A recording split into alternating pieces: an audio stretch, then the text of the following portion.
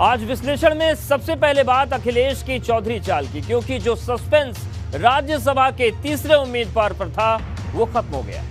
अखिलेश यादव ने जयंत चौधरी को राज्यसभा भेजने का फैसला किया।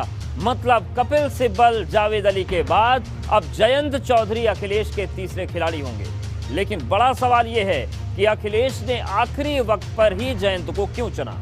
ये रिपोर्ट देखिए, क्योंकि राज्यसभा की लड़ाई में यह विश्लेषण बहुत जरूरी है।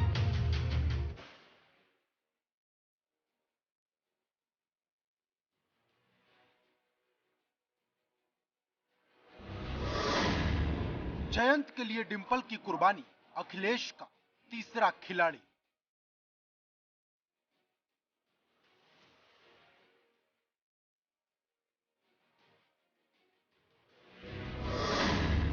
साइकिल का एक और दांव, राज्यसभा में मजबूत होंगे पांव।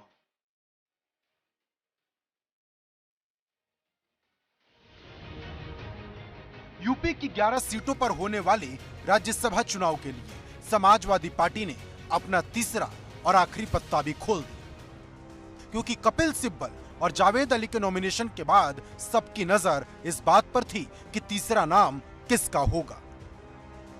क्योंकि सियासी गलियारों में पहले डिंपल यादव के राज्यसभा जाने की चर्चा थी, लेकिन आखिरी वक्त में अखिलेश ने जयंत चौधरी के नाम पर मुहर लगाकर सबको चौंका दिया। जयंत को राज्यसभा भेजने की जानकारी खुद अखिलेश यादव ने उन्हें फोन करके दी। जयंत चौधरी समाजवादी पार्टी और आरएलडी के संयुक्त प्रत्याशी होंगे।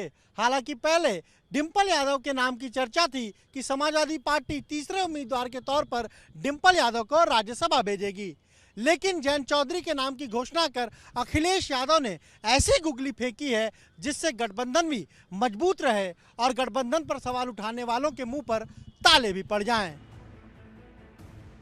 मतलब अब समाजवादी पार्टी की तरफ से जयंत चौधरी तीसरे खिलाड़ी होंगे जो राज्यसभा में सपा और रालोद का झंडा बुलंद करेंगे, जिसकी तस्दीक जयंत ने समाजवादी पार्टी के ट्वीट पर रिट्वीट करके भी कर दी। लेकिन अपने नाम की घोषणा नहीं होने से पहले जयंत नाराज चल रहे थे, लेकिन उनकी ये नाराजगी और ज्यादा बढ़ती उससे पहले ही अखिलेश ने उनके नाम पर मुहर लगा दी। दरअसल जब यूपी चुनाव के वक्त सपा और रालोद का गठबंधन हुआ था, तब जयंत को राज्यसभा भेजने पर डील हुई थी और अब अखिलेश ने जयंत को राज्यसभा भेजकर साफ कर दिया कि वो अपना वादा नहीं भूले हैं। वैसे जयंत को राज्यसभा भेजने की सबसे अहम वजह यह भी है कि राज्यसभा चुनाव के दौरान अखिलेश भीतरघात के रिस्क से बचना चाहते हैं। दरअसल राज्यसभा की एक सीट के लिए 37 वोटों की जरूरत होगी। ऐसे में अखिलेश अपने 111 विधायकों के बलबूते 3 सीटें जीत सकते हैं, लेकिन ऐसा करने पर अखिलेश के सामने आरएलडी के 8 और सुभाषपा के 6 विधायकों को एकजुट रख पाने की चुनौती होगी। वहीं सवाल शिवपाल यादव का भी है, जो सपा के खिलाफ क्रॉस वोटिंग अगर करते हैं तो अखिलेश की तीसरी सीट फंस जाती। इसीलिए जयंत को उतारकर तीसरी सीट का सारा रिस्क खत्म कर दिया गया।